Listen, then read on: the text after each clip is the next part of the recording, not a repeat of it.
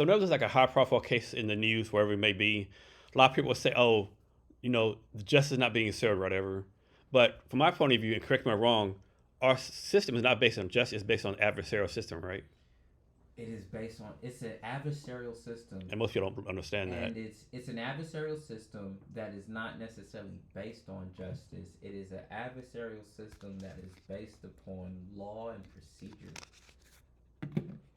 And that's when you have a first year public defender is going to get destroyed by a 16 county prosecuting team, and vice versa. You got somebody rich can afford like 10 super lawyers going against us prosecutors. Like it's always unfair and unbalanced, right? You're trying to give yourself as an unfair advantage as possible. Mm-hmm. Trying to give yourself as much advantage as you can as possible. The law does not have a good track record for giving your rights back after you've released them. Yeah. Another thing too, I don't think people realize. I don't think people understand the like what I call the saucers of making law, right? The saucers of the court system, right? It's Yep. it's no, it's not like Matlock or um, suits or LA law. It's nothing like that.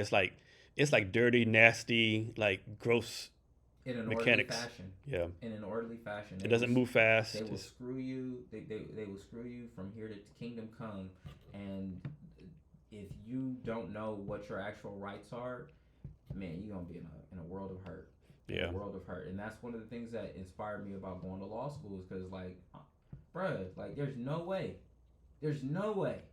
and I have to hire a lawyer in order just to protect my rights. Mm-hmm. Yeah, it gives you a totally different perspective on what the law is there for, and especially, when I wasn't protected by the law when I was a victim. You know what I mean? Like that puts a whole nother perspective to think that you're dealing with the child custody and child support system, and it's like I'm being held Mm-hmm. accountable, but my my attacker, the abuser, isn't held accountable. Yeah, it's craziness. And then you also spent some time as a civil rights advocate for the NAACP. Yes, I did. Is that still? I might get slammed for this question, but is that still a viable organization? Are they still doing the good things like they did in the past? That's where I came up. And the thing is my mentor John R. Hatcher III. He was like, when people come to the NAACP, they're on their last leg, and they don't really believe that you can do anything to begin with. But folks say, well, have you gone into the NAACP, at least in Oxnard, Ventura County? And a lot of good work was done, and I was happy to be a part of that.